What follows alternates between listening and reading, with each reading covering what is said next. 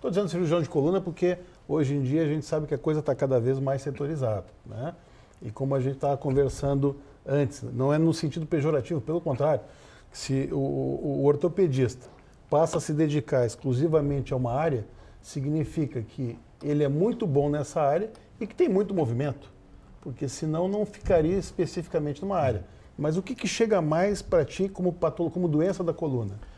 Com certeza, para quem se dedica exclusivamente à coluna, como a gente faz há muitos e muitos anos, como a gente estava recordando há pouco, cada vez mais chegam a nós, obviamente, o paciente da dor. A dor hoje é quase que uma especialidade à parte, e principalmente quando é relacionado com a coluna. Então, as doenças degenerativas, porque nós passamos a ter uma população cada vez de mais idade, automaticamente as doenças de coluna, a grande maioria são relacionadas com esse processo degenerativo que traz a dor. E em segunda instância a gente trata, óbvio, aquilo que foi a nossa origem, as deformidades de coluna. Crianças e adolescentes que desde cedo têm defeitos posturais acentuados, têm desvios em escoliose, acarretando severíssimos problemas no futuro. E aquilo que foi então a nossa origem passou hoje quase que para, não vou dizer segundo plano, mas a dor e a doença degenerativa tomou conta porque cada vez mais a nossa população envelhece. E terceiro, por me trabalhar quase que diariamente dentro do hospital, nos chegam cada vez mais pacientes de trauma, dessa vida louca que levamos hoje, de trauma principalmente relacionado com o acidente de trânsito, o trauma do próprio trabalho. O que mais? A nível de trânsito, qual é a maior estatística? Com certeza, hoje, talvez seja até uma curiosidade para vocês, mas o trauma mais frequente hoje é o consequente à osteoporose. As pessoas de idade, no dia a dia do nosso consultório, na emergência do hospital, chegando com dores agudas e fraturas espontâneas pela osteoporose. Passa-se quase que a primeira causa de fratura dentro da nossa clínica diária. A osteoporose, a população que vai ganhando idade com as suas consequências. Tá? Mas desses acidentes assim de trânsito, o que mais costuma chegar? Qual é o tipo de acidente mais frequente que causa lesão de coluna? É lógico que as colisões e principalmente os traumas da moto, de longe, o nosso dia a dia, infelizmente, num crescendo assim assustador. Tá? Não tem outro termo para dizer isso. Estatísticas comprovando hoje que, e isso é uma estatística terrível, que a segunda causa de morte hoje no Brasil, vocês sabem qual é? Olha, eu imagino que deva ser o acidente de trânsito. A segunda causa de morte no Brasil... Ainda recebem muito acidentado por falta ou uso inadequado do cinto de segurança? Infelizmente, sim, né? Então, a grande maioria das causas de morte acabam sendo ainda a falta do uso do cinto de segurança e os acidentes violentos. E, lógico, a grande estatística da moto, né? A morte por moto e acidentados graves com fraturas de coluna, a moto no Brasil politraumatizados, é uma arma, né?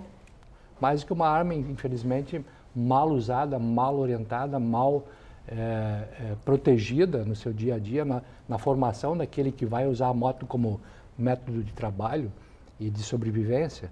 Então, ele é obrigado, quase que escravizado dentro de uma cidade tipo São Paulo, nem vou falar em São Paulo, nem em Porto Alegre. São Paulo é horrível, basta olhar ao redor de nós o que faz uma moto no dia a dia, no seu trabalho. Em São Paulo, tu não pode sequer deixar o teu carro um pouquinho mais perto da faixinha branca ali, que os caras te quebram o espelhinho. Isso. Quer dizer, eu acho que o grande problema, na verdade, eu já tive moto também, na época que era estudante de medicina.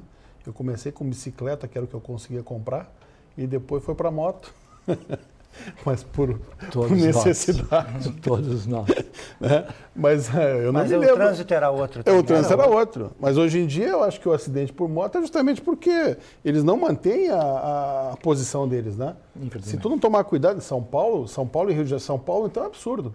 Porque eles vêm buzinando atrás de ti e todos pelaquela linhazinha tracejada, que é o que divide, na verdade, uma faixa da outra. Se o cara andasse na faixa dele e não ficasse cruzando, provavelmente não aconteceria tanto, né? Doutor Sérgio, esses casos de osteoporose que chegam, tá? Eles são facilmente consertáveis, corrigíveis? A cirurgia é muito fácil de ser feita? Ou por ser um caso de osteoporose já é um caso um pouquinho mais sério? Na verdade, as fraturas por osteoporose, a grande maioria delas não são as fraturas graves. São geralmente pequenas fraturas por achatamento, são fraturas espontâneas, não houve queda, não houve trauma, e pela falta de sustentação, por falta do osso calcificado, acaba ele colabando espontaneamente. Às vezes num espirro, às vezes num movimento, deita bem, levanta, dor aguda, se faz um exame, geralmente quem vai acusar é a ressonância magnética, está lá o colabamento do corpo vertebral. Para a sorte das pessoas de mais idade, a grande maioria tratava conservadoramente, método de leve imobilização, já seguido uma fisioterapia bem feita para evitar as complicações decorrentes da pessoa de idade imobilizada. E quando não há uma resposta ao tratamento conservador, então nós temos hoje o que nós chamamos a técnica da vertebroplastia. O que é vertebroplastia?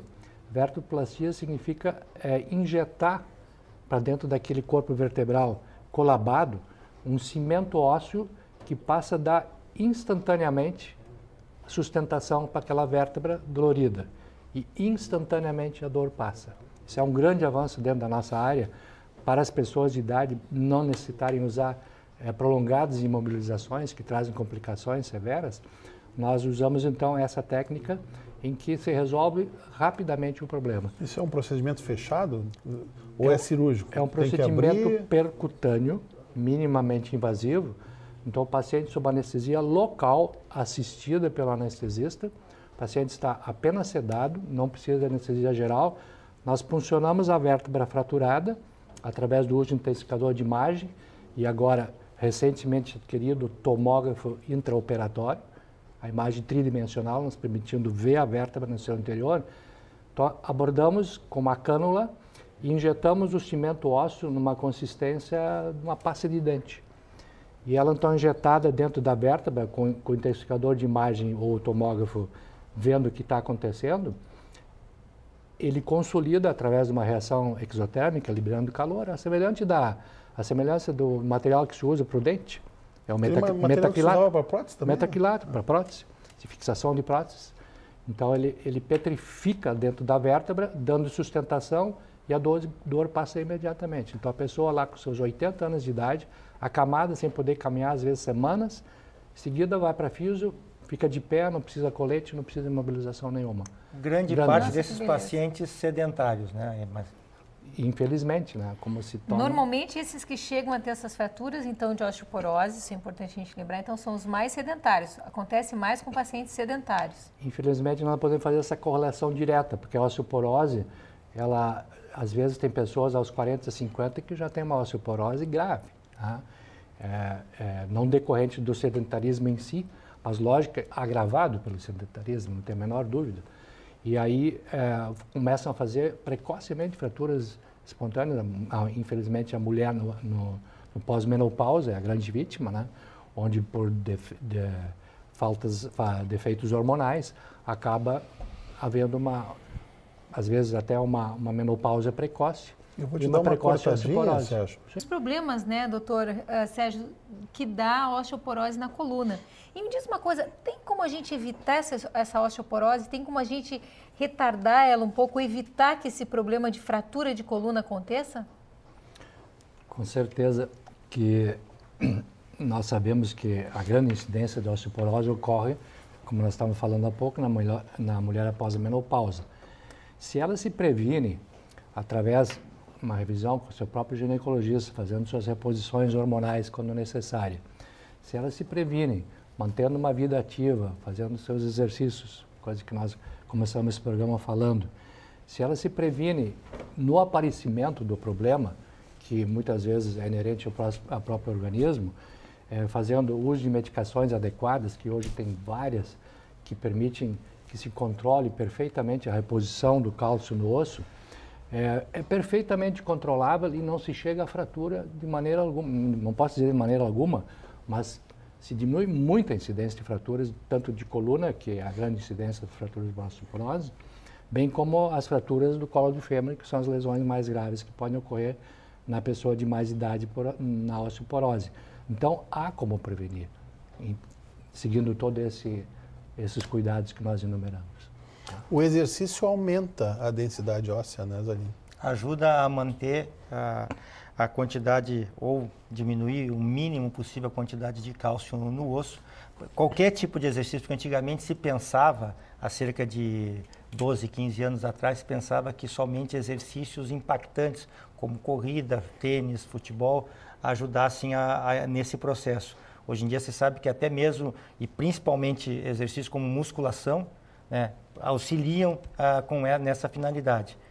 Então não há, como eu já disse, não há como a pessoa se manter inativa, sabe? Porque tem que pensar que todos nós, de certa forma, e a gente quer isso para a população, vamos chegar aos 70, 80, 90 anos de uma maneira o mais adequada, o mais lúcida possível. E é muito ruim a gente ver uma pessoa chegar com lucidez nessa idade, lucidez, compreendendo as coisas, tendo uma convivência, porém incapacitada de conviver com seus netos, com seus filhos, com seus amigos, em função de doenças deformantes ou incapacitantes, como essa que o Hahnemann colocou muito bem. Existe uma tendência de a gente... Todo mundo acha que é atleta, né? Eu estou te falando porque a gente que convive com um pouco de academia ou faz algum esporte, existe uma tendência do cara achar que ele faz uma vez por semana, ou faz duas, ou faz três, que ele é um atleta de alto rendimento, né? Qual é a diferença da avaliação que tu faz? Eu sei que tu já tratou ou continua tratando atleta que é um atleta profissional. Qual é a dica para o atleta esse que não vive do esporte?